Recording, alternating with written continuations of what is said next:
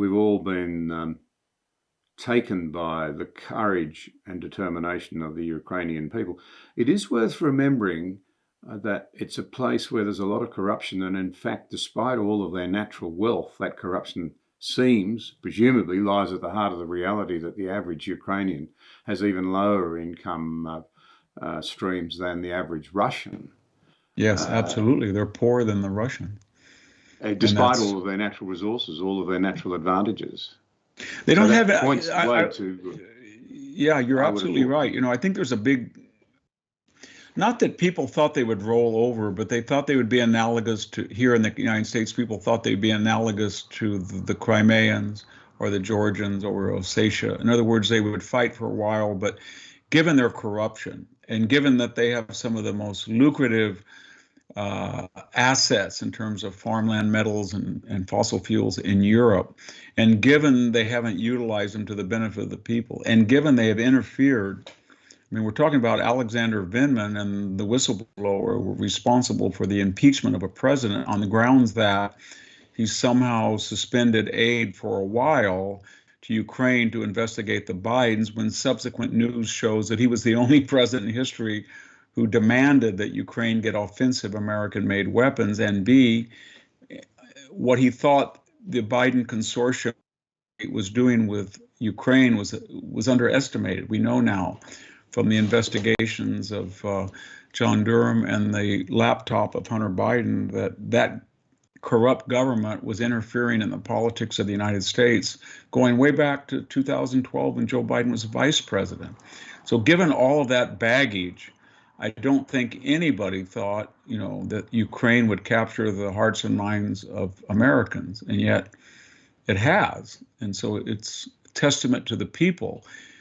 And there is a sense, too, that, and maybe you feel it in Australia, John, or your listeners do, that example of Zelensky and the citizens of Kiev, I think it's telling Westerners that you have wrong priorities.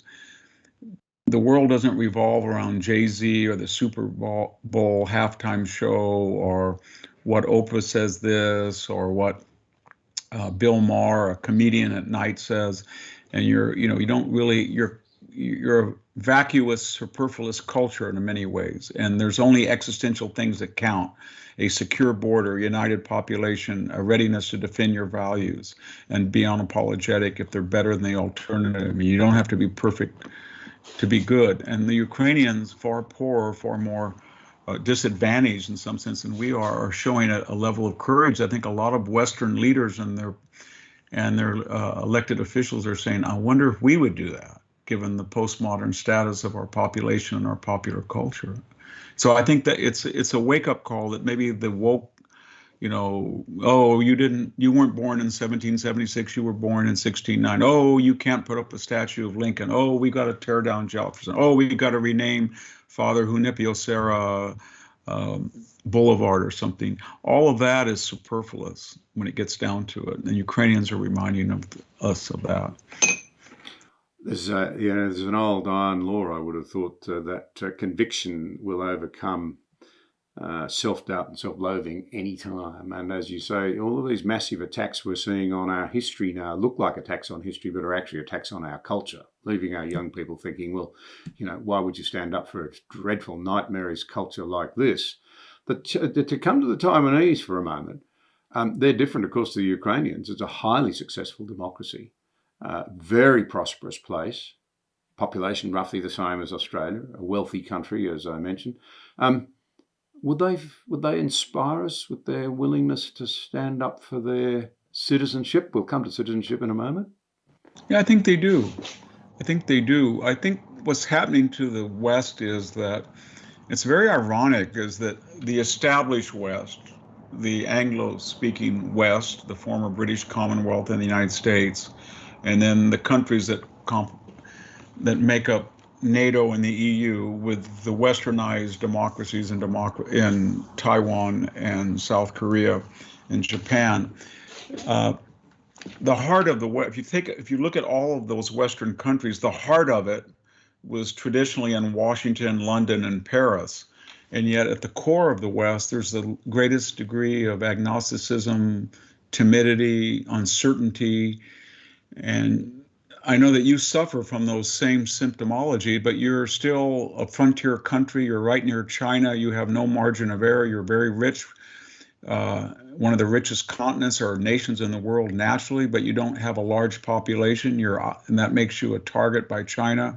So there's still a garrison mentality among many Australians that you don't have that margin of error that Europe and the United States has traditionally. And the same is true of Taiwan. The same is true, I think, of South Korea for a while longer. Japan, perhaps.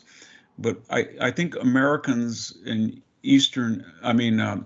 what I'm getting at, John, is Western Europeans are going to get inspiration from Eastern Europeans that don't have that level of affluence and historical protection, or from Southern Europeans like the Greeks. And the same thing is true of the Americans when they look at Australia, and the same thing is true of the Japanese when they look at Taiwan or South Korea. So I hope that I guess Donald Rumsfeld got in trouble for calling old Europe and new Europe, but he was trying to make that point 20 years ago that when you're up against it and you have existential enemies in your neighborhood and they're very clear about what they want to do to you, then it's very hard to worry about the ethnic makeup of the diversity program at your university. It really is. Or whether you should put a homeless person in a permanent shelter or a tent. I mean, this is what we're obsessed with in the West, and in countries that don't have the margin of safety that we do, or the level of affluence and leisure, can't afford to do that.